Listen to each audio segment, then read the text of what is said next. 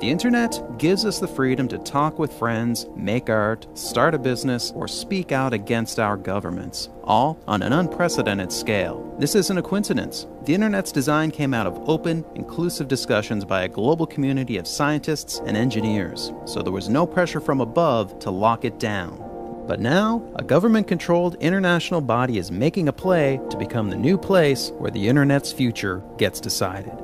It's called the International Telecommunication Union, or ITU, and in December, the world's governments will meet to decide whether to expand its mandate to making important decisions about the net.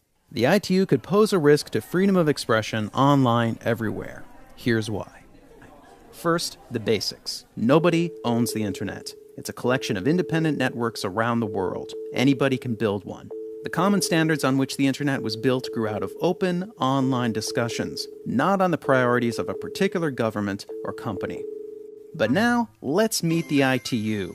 First, the ITU is old. Really old. Not CDs old, not rotary phone old, telegraph old. As in Morse code. When founded in 1865, it was called the International Telegraph Union. Unlike the internet, the ITU was not built on open discussions among scientists and engineers. Instead, only governments have a vote at the ITU, and these votes take place behind closed doors. If governments succeed in giving the ITU more power to make decisions about the internet, we get an old-school, top-down, government-centric organization, replacing the open, bottom-up governance that made the internet so world-changing. And that's just the beginning of our problems.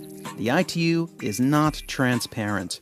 The ITU's draft proposals aren't public, and its one country, one vote model gives governments all the power. They get to make decisions about our internet without us even knowing what they're discussing, and then tell us once the decision is made. What kinds of decisions will be considered at the ITU meeting this December? Well, here are some actual proposals that have leaked. Cutting off internet access for a number of broadly defined reasons, violating international human rights norms. Giving governments more power to monitor internet traffic and impose regulations on how traffic is sent. Defining spam so broadly that they could justify blocking anything from photos of cute cats to human rights campaigns.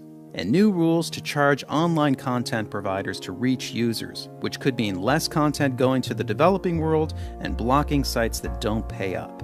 But the really scary part, the countries pushing hardest for ITU control are the same countries that aggressively censor the internet. In Russia, making a YouTube video against the government can get you 2 years in jail. In China, you can't even get to most social media websites. And Iran is trying to build its own national internet and email network to keep the entire population under its control. Now, the ITU also does good work. They help the developing world establish telecommunication networks and expand high-speed broadband connections, and existing internet governance isn't perfect. The US has outsized influence and authority when it comes to this. But we need to fix these problems in a way that preserves the openness, pragmatism, and bottom-up governance that made the internet so great. This December, our governments meet to make their final decisions about the internet's future. It's up to us internet users in every country of the world to tell them to stand for the open internet. If everyone who sees this video speaks out and contacts their government, we've got a chance of winning. Help us share this video and visit this site to speak out and contact your government right now. Let's use the internet's global reach to save it. Tell your leaders to oppose handing over key decisions about the internet to the ITU.